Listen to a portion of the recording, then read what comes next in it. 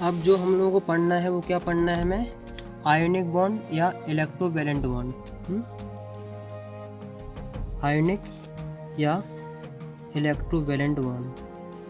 ये वाला तुम लोगों ने बहुत अच्छे से पढ़ा होगा, बहुत अच्छे से तुम लोग इसके बारे में जानते होंगे। इसका सिंपल सा तुम अगर स्ट्रक्चर पढ़ा होगा, सबसे पहले तुमने पढ़ा होगा NaCl का।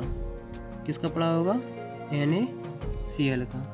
इसमें तुम्हें ज़्यादा दिक्कत नहीं लेनी, ज़्यादा कम समस्या नहीं लेनी है। अभी सिंपल समझते हैं कि आयोनिक बॉन्ड है, इलेक्ट्रोवैलेंट बॉन्ड, आखिरकार इसका नाम की उत्पत्ति हुई क्या। जो इलेक्ट्रोवैलेंट आयोनिक बॉन्ड होता है वो बॉन्ड बिटवीन आयंस, आयंस के बीच में जो बॉन्ड बनता है ना, उसी को आयोनिक या इलेक्ट्रोवैलेंट बॉन्ड बोलते हैं। आयंस दो प्रकार के होते हैं, एक होते हैं कैटाइंस। कैटाइंस मतलब वो होते हैं जिनके पास पॉजिटिव चार्ज आ जाए, या जो इलेक्ट्रॉन क्या करते हैं लूज़ करने के बाद जो बनता है उसे हम क्या कहते हैं, कैटाइंस। दूसरा होता है एनाइंस। एनाइंस उसको बोलते हैं जिनके पास क्या होता है, नेगेटिव चार्ज होते हैं, जो इलेक्ट्रॉन को गेन करने के ऊपर बनते हैं। सिंपल सा तुम्हें उतना ज़्यादा कोई समस्या नहीं लेनी है। नोट्स के लिए ज़्यादा परेशान नहीं होना, एक ग्रुप मैंने बना रखा है, वहाँ तुम्हें हर चीज़ की PDF मिल जाएगी। अब देखो, जैसे अगर मान लो NaCl का हम बनाते हैं, तो Na का हम सबसे पहले क्या लिखेंगे, इलेक्ट्रॉनिक कॉन्फ़िगरेशन लिखेंगे कि नहीं। Na का इलेक्ट्रॉनिक कॉन्फ़िगरेशन होता है 1s2 2s2 2p6 और 3s1।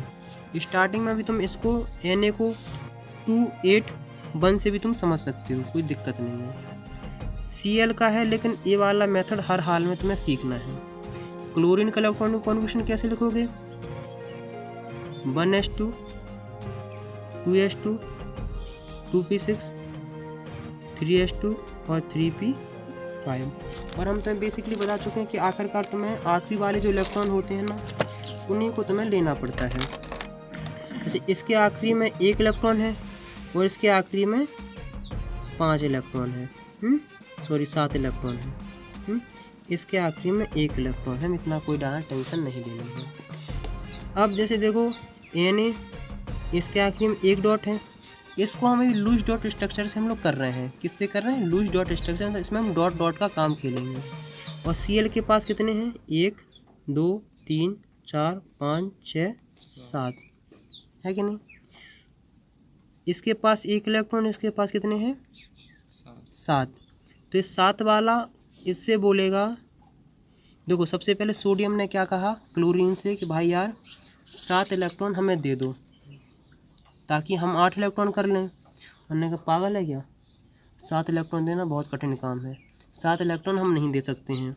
तो क्लोरीन क्या बोलता है कि ऐसा करो, तुम 1 इलेक्ट्रॉन मुझे दे दो ताकि हम कितने हो जाए, 8 इलेक्ट्रॉन हो जाएं।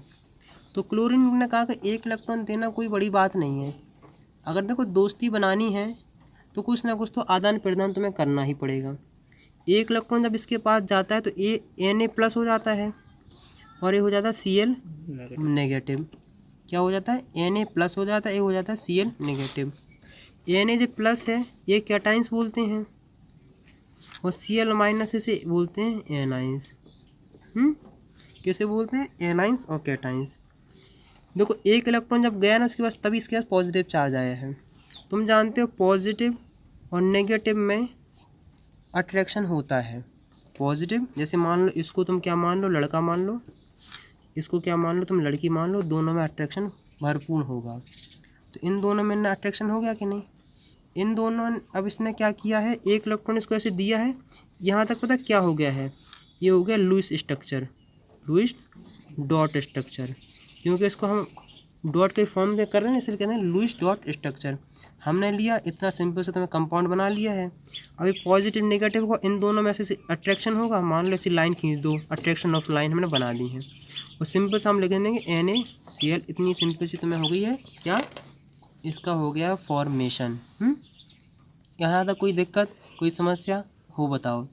ये जो आयोनिक बॉन्ड जो बनते हैं वो ट्रांसफ़र ऑफ इलेक्ट्रॉन से बनते हैं। किससे बनते हैं, ट्रांसफ़र ऑफ इलेक्ट्रॉन। कई प्रकार के बॉन्ड होते हैं ट्रांसफ़र ऑफ इलेक्ट्रॉन। जो इसे मान लो आयनिक बॉन्ड जो बनते हैं वो ट्रांसफ़र ऑफ इलेक्ट्रॉन बनते हैं। शेयरिंग ऑफ इलेक्ट्रॉन से जो बनते हैं उससे हम बोलते हैं क्या, कोवलेंट बॉन्ड बनते हैं। बहुत सारे धीमे धीमे हम सारे बॉन्ड पढ़ते जाएंगे। यहाँ तक कोई दिक्कत कोई समस्या हो तो बताओ। जैसे चलो हम मान के चलते हैं, हमने एग्जाम्पल लिया MgCl2, इसमें कोई दिक्कत नहीं है। Mg बना मैग्नीशियम, मैग्नीशियम एक है, इसके 2 इलेक्ट्रॉन होते ऊपर बना लिया। Cl2 2 होते हैं, हमने 2 Cl और Cl, इसके आखिरी में 7 होते हैं, 1 2 3 4 5 6 7, इसके में आखिरी 1 2 3 4 5 6 7।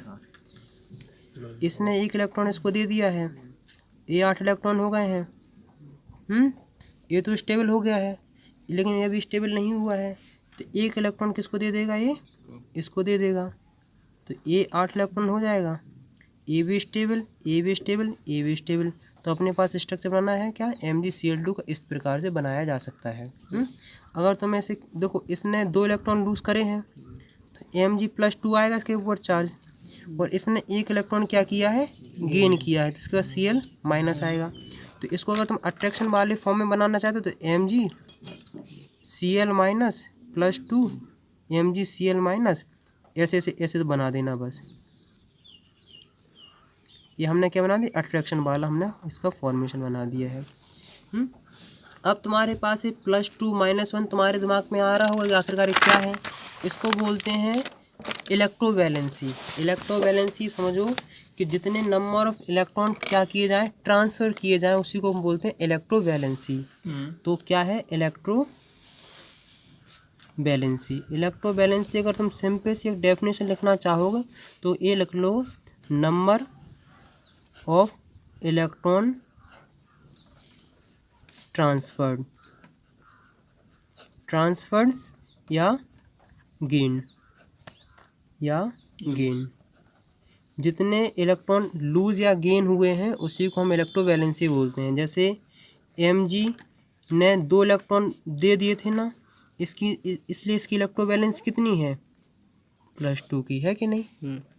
अब जैसे Cl की तुम जानोगे, तुम सारे इसी तुम आराम से खुद निकाल सकते हो कि यार किसकी है। जैसे ऑक्सीजन 2 इलेक्ट्रॉन, ऑक्सीजन जो होता है 2 इलेक्ट्रॉन गेन करता है कि नहीं, इसकी इलेक्ट्रोवैलेंसी कितनी है, 2 है। समझे कि नहीं। अब इतना हम समझते जाते हैं। अब देखो कोई इलेक्ट्रोवैलेंट बॉन्ड कब बनेगा, कुछ ना कुछ इसकी कंडीशन भी तो होनी चाहिए कि नहीं, क्या आखिरकार कुछ ना कुछ कंडीशन होगी इलेक्ट्रोवैलेंट बॉन्ड कब बनता है। तो इलेक्ट्रोवैलेंट बॉन्ड की जो कंडीशन होती हैं वो बेसिकली 2 हम अभी जनरली पढ़ेंगे। क्या पढ़ेंगे, 2 कंडीशन तुम्हें हमेशा याद रखना चाहिए। पहला है high electron gain, high electron affinity. क्या होना चाहिए, हाई इलेक्ट्रॉन एफिनिटी। ये जो तुम्हारा वो है ना, classification of element and periodicity of property, ये उस चैप्टर में 3rd चैप्टर में तुम आराम से देख लेना। वहाँ मैंने बहुत अच्छी समझाया कि electron gain enthalpy, electron gain affinity, ionisation enthalpy क्या, उसमें सारे तुम्हें बिल्कुल बेसिक से मिल जाएगा, वहाँ तुम कवर अप कर लेना। मतलब तो इसका मतलब है कि इलेक्ट्रॉन हाई इलेक्ट्रॉन एफिनिटी होना चाहिए, पहला कंडीशन, और दूसरा होना चाहिए लो आयोनाइजेशन पोटेंशियल। मतलब एक के पास इलेक्ट्रॉन खींचने की क्षमता ज़्यादा होनी चाहिए और दूसरे के पास इलेक्ट्रॉन लूज करने की क्षमता होनी चाहिए। जैसे NaCl होता है ना, इसकी आयोनाइजेशन पोटेंशियल लो होती है। क्या होती है, आयोनाइजेशन पोटेंशियल इसकी क्या होती है, लो होती है, और जो इसकी इलेक्ट्रॉन एफिनिटी ज़्यादा होती है। अब जैसे देखो, अगर मान लो तुम किसी से कुछ मांगने गए हो, दोस्ती करने गए हो, अगर सामने वाला तुमसे दोस्ती या मतलब कुछ देना ही नहीं चाहता है तो कैसे दोस्ती हो जाएगी, जब तक कुछ आदान प्रदान होगा तभी तो दोस्ती होगी क्या नहीं। इसलिए इसकी कंडीशन क्या है कि हाई इलेक्ट्रॉन एफिनिटी होना चाहिए और लो आयोनाइजेशन पोटेंशियल होना चाहिए, ये हो चुका है। और इन दोनों के बीच में जो कैटाइंस आयंस के बीच में जो बॉन्ड बनता है उसे क्या बोलते हैं, इलेक्ट्रोवैलेंट या आयनिक बॉन्ड। अब इसकी कुछ ना कुछ प्रॉपर्टीज होंगी कि नहीं, क्या आखिरकार इलेक्ट्रोवैलेंट बॉन्ड या आयनिक बॉन्ड की कुछ ना कुछ होती हैं प्रॉपर्टी। तो ये हमेशा आयंस के बीच में बनता है, पहली प्रॉपर्टी। दूसरी इसकी जो प्रॉपर्टी है कि इनकी melting point and boiling point बहुत ज़्यादा हाई होता है। क्या होता है? Melting point and boiling point इसका हाई होता है। तीसरी इसकी जो प्रॉपर्टी है वो इसकी प्रॉपर्टी ये है कि ये soluble in polar solvent. Polar solvent वो पोलर सॉल्वेंट जैसे मान लो क्या H2O।